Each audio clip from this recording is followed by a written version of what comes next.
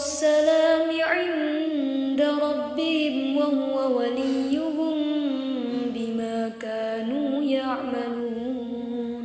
Kesempatan hari ini saya bersama dengan seorang teman yang temannya baru sih, baru kenal, tapi nggak main-main loh ya, ini bintang film. Ada Mas Jalal. Assalamualaikum warahmatullahi wabarakatuh. Waalaikumsalam. Apa kabar Mas? Alhamdulillah. Alhamdulillah baik. Ini lagi puasa ya. Oke. Puasa lancar, nggak ada yang bolong ya? Belum. Semoga tidak ada. Oh enggak, jangan. Semoga tidak ada. Semoga lancar sampai akhir. Amin. Gitu ya, bisa maksimalkan. Amin. Nah, Mas Jalal ini adalah pemeran utama film Sarung atau Santri untuk Negeri. Betul ya Mas ya? Santri untuk Sarung, Santri untuk Negeri. Itu film apa sih Mas? Saya ini sudah lihat trailernya sedikit dan saya sangat tertarik. Ini ngomongnya filmnya basic pesantren. Sinematografinya gini gitu ya kalau dari trailernya. Nah, kalau Mas Jalal boleh cerita sedikit film itu tentang apa? Film itu menceritakan tentang kultur budaya yang ada di pondok pesantren. Terus ketika santri berada di pondok pesantren itu seperti apa? Terus setelah lulus dari pondok pesantren seperti apa? Dan ketika santri berbaur dengan masyarakat itu seperti apa? Menceritakan seputar itu. Oh, memang seputar dunia pesantren itu ya. Iya. Oh gitu, sampai harus berbaur ke masyarakat itu. Mungkin titik poinnya di situ ya, bagaimana santri itu berbaur dengan masyarakat.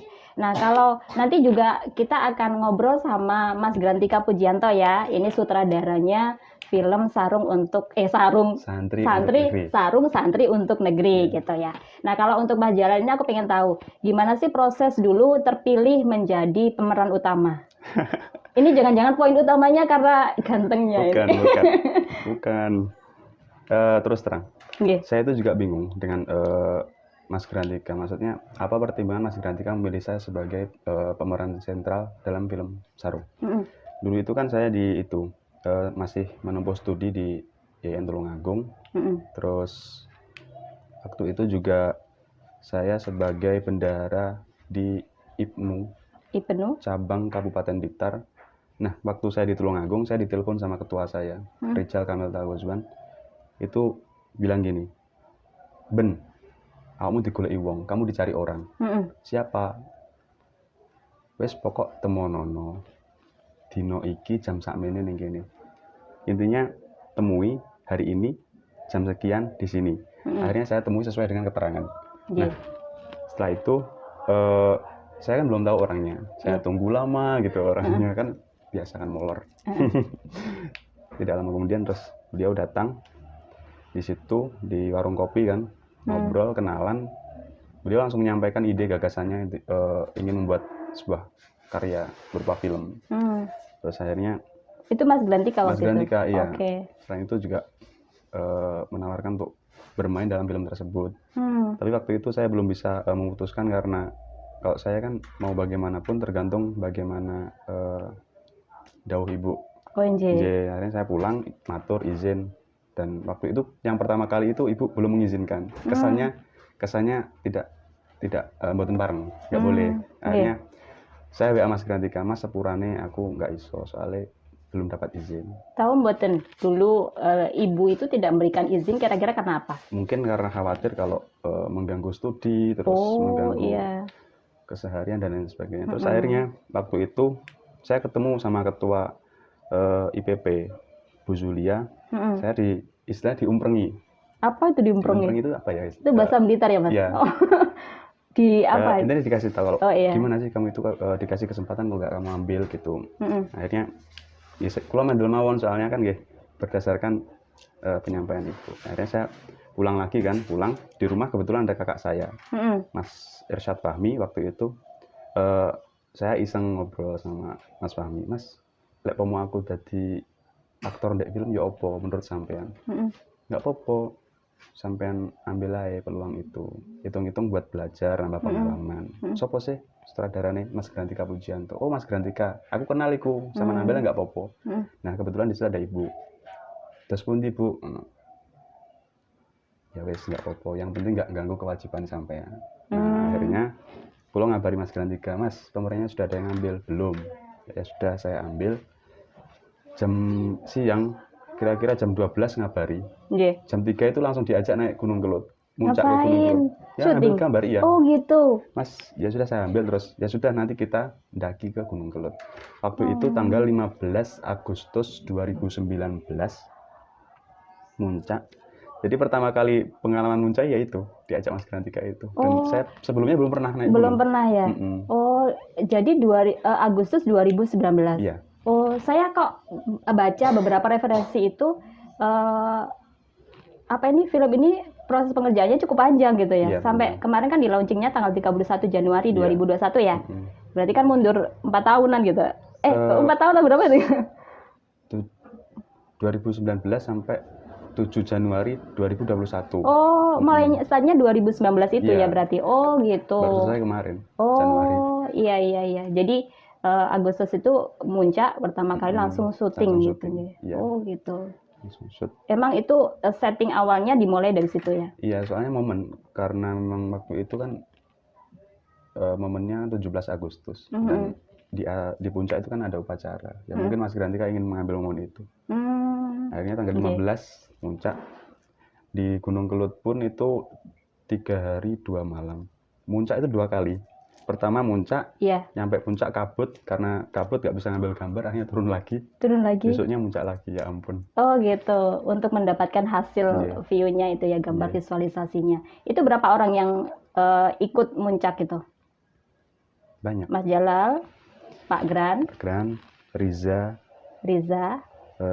Freddy, Jovanka, terus Anjas, terus kurang lebih 6 ya Mas ya? 9. Oh 9. Banyak. 9 itu semuanya kru ya? Iya. Oh gitu, jadi 9 orang kru. Waktu itu sudah pemain itu sudah ketemu semua ya, selain Mas Jalal itu? Yang belum ceweknya. Oh yang belum ceweknya, tapi itu sudah mulai proses syuting ketika ke Gunung Kelut itu. Oke. Mas Jalal ini kalau pengalaman di film ini berarti pertama kali? Pertama kali, sebelumnya belum pernah bermain film dan nggak punya basic sebagai aktor. Nggak tahu pertimbangan sebenarnya itu apa, nggak tahu. Yang pernah cuman aktor kehidupan gitu ya? Iya. Oh. Jadi belum pernah punya pengalaman kali. aktor gitu ya.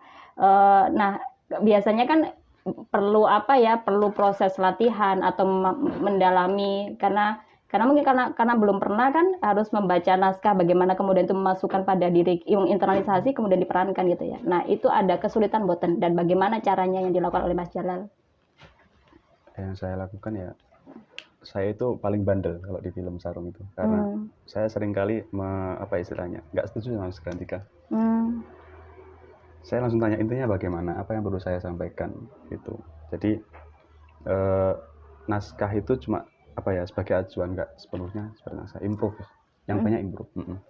Dan karena itu pengalaman pertama kali, pengambilan gambar itu yang waktu saya sama Kang Huda itu mulai setelah Isya sampai jam 2, hampir targem kalau nggak salah. Itu yang di puncak itu ya? Yang bukan, yang di pondok. Oh yang di pondok? Iya. Oh iya. Dan Mas Grantika itu mungkin berusaha menemukan chemistry antara saya dengan Kang Huda, teman yang ada di film itu. Jadi ya seiring berjalannya waktu lah, semua itu akan terbiasa. Terbiasa ya. Kalau di awal-awal ada kesulitan nggak? Ya ada, karena saya terus terang saya itu demam kamera. Demam kamera. Saya dulu sangat menghindari media, demam kamera, terus nggak nyaman kalau ada kamera itu. Tapi ini kayak berbalik 180 derajat ya, justru sampean ini jadi aktor gitu kan ya, mainnya sama kamera ini. Terlanjur. Udah jalan. Gitu. Berarti tadi proses pembelajaran itu muncul karena kebiasaan itu ya, proses reading, kemudian bersama dengan lawan main itu gitu. Kalau kesulitan selama itu ada mboten apa? Selain itu karena memang contohnya seperti kiainya itu beneran kiai.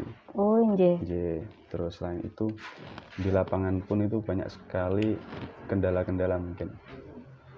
Seperti karena pembuatan film ini kan menggunakan satu kamera, jadi sampai diulang, sampai dapat, sampai pernah itu ada scene mengajar anak-anak kecil itu saya hitung hampir 30 kali. 30 kali 30 kali take ya? 30 kali take dari sana sini. Mm-mm. Terus pernah juga ketika mengambil scene di sungai itu seharian full, ternyata setelah file dipindah suaranya nggak masuk. Wah, Astagfirullah. pernah juga itu waktu ke puncak Gunung Ijen. Iya. Itu sudah nyampe puncak. Slider yang buat itu, yang kayak reel itu di bawah, laptop di bawah. Tapi ball head slider ketinggalan di mobil. Aduh. Card reader yang seharusnya buat pindah file ketinggalan di mobil. Aduh. Jadi nyampe puncak itu kayak ya Allah, berusaha sesabar mungkin. Sempat emosi. Ya, kita ngapain di sini gitu loh. Terus akhirnya jadi kesempatan mengambil gambar itu hanya sesuai dengan kapasitas memori yang ada di kamera. Oh, itu tidak diambil ke bawah enggak ya? Enggak mungkin. Oh, iya benar. Perjalanan mulai jam 1 nyampe atas itu matahari sudah terlihat. Oh, jadi memang akhirnya cuma memanfaatkan kapasitas yang ada itu aja. Nah, kalau tadi sampai 30 take atau take ternyata apa tadi itu memorinya nggak masuk gitu ya? Suaranya nggak masuk. Suaranya nggak masuk. Nah, itu kan harus ada apa ya Mas, mood yang tetap terjaga gitu ya. Nah, itu susah kalau kata saya sih, karena saya bukan aktor. Susah sekali. Nah, itu gimana itu? Ini jadi luar biasa sekali jadinya. Pelajaran yang banyak saya dapatkan itu ketika di prosesnya memang. Dan itu nggak saya dapatkan di bangku perkuliahan, di bangku sekolah. Itu benar-benar apa ya? Bagaimana manajemen diri, manajemen emosi, perasaan dan lain sebagainya. Bahkan ketika apa ya? Ketika gambar sudah diambil, terus mungkin Mas Grantika terlalu lelah, filenya terhapus. Soalnya itu kan kamera kadang dipegang sama temannya. Oh iya. File dihapus itu. Mas Grantika bilang, "Pak, file yang kemarin kehapus." Oh ya Allah. Berat. Nah, waktu itu pernah juga hampir sempat down karena bulan Desember waktu itu juga kebetulan prodi PAI itu akan mau akreditasi, saya dimintai tolong untuk. Nah, selain itu film Sarung juga harus selesai karena mau di screeningkan bulan Januari adalah NU. Iya. Jadi ada 2 deadline ini ya yang kejar-kejaran gitu. Sangat menguras pikiran, tenaga dan waktu. Hampir down itu saya. Nah, sepanjang proses itu ada nggak keinginan aku mau mundur aja gitu ya? Sempat ya? Sempat saya berpikir, Sarung nggak usah diterusin, nggak usah dilanjutkan, saya capek. Capek terus. Ya. Bagaimana kemudian terus akhirnya niat itu tetap bisa berjalan, tetap istiqomah melakukan sampai akhir? Ya mungkin kenapa ya?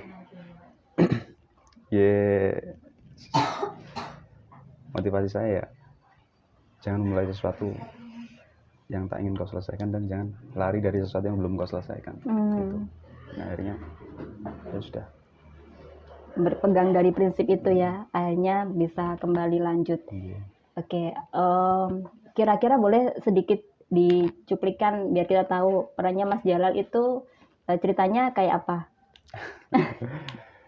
Ceritanya itu waktu kecil masuk pondok terus kenal sama Kang Huda itu. Akhirnya bersahabat sama Kang Huda sampai dewasa, sampai keluar dari pondok tetap sambung menjadi sahabat. Terus setelah itu karena memiliki apa ya, tujuan yang berbeda saya sama Kang Huda, akhirnya kami berpisah untuk menggapai impian masing-masing. Terus akhirnya Kang Jagat itu berkeliling ke Nusantara, setelah itu pulang sama ayahnya apa istilahnya, ditari nikah. Oh, terus akhirnya Mas susah banget kalau mau ngomong ditari nikah. Oke, lanjut. Kang Jagat ya sebagai santri kan kalau punya hajat sowan ke Kiai. Akhirnya matur niku, terus ternyata yang dituju itu sudah dilamar sama Kang Hatta. Aduh. Saya nggak tahu itu. Oh. Terus akhirnya saya diutus untuk menemui Kiai Hasyim. Terus menyampaikan pesan. Setelah itu masih disuruh khidmah di situ. Dan akhirnya ada gantinya lah. Oh gitu, Iya. ada gantinya siapa? Lihat film Sarung. Dan seterusnya. Dan seterusnya. Wah, saya diceritain kayak gini aja sudah, oh gitu ya. Jadi kayak apa ya, ada kesannya mendalam gitu. Apalagi kalau saya sekilas lihat itu film ini bener-bener cita rasa pesantrennya dapet gitu. Mas Jalal nyantri sudah lama ya? Gak lama juga. Nggak lama Dulu juga. mondok di Pondok Panggung Tulungagung. Oh, Pondok Panggung Tulungagung itu sejak usia berapa masuk itu? Perguruan tinggi. Oh, masuk perguruan tinggi. Jadi sepanjang kuliah itu nyantri ya. Oh, oke. Mas Jalal, apa sih yang sampean merasa peroleh ketika mengikuti mengikuti Mas Grantika untuk membuat film Sarung ini? Yang saya peroleh tentu pengalaman. Itu yang menurut saya luar biasa. Dan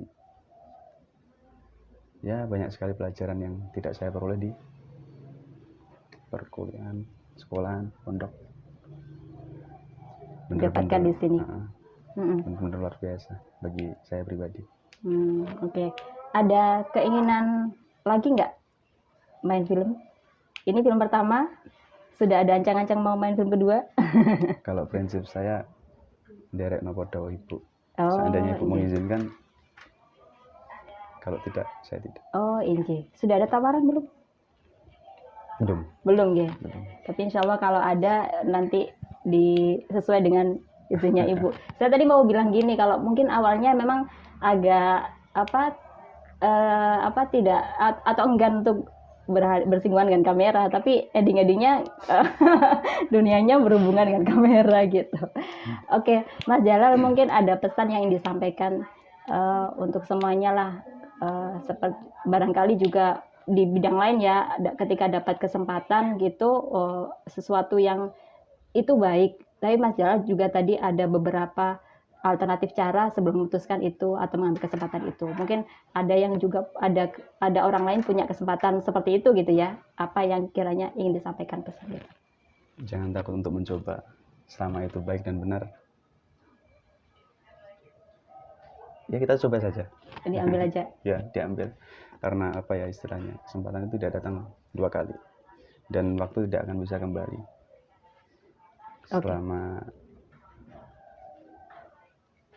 Selama ada peluang. Ya intinya terus belajar, berjuang, bertakwa, berkarya, berbagi dan bermanfaat untuk semesta. Itu pesan saya. Barakallah. Dan Mas Jalal ini sekarang sedang proses penyelesaian studi ya? Iya. Semoga lancar. Studinya di mana Mas?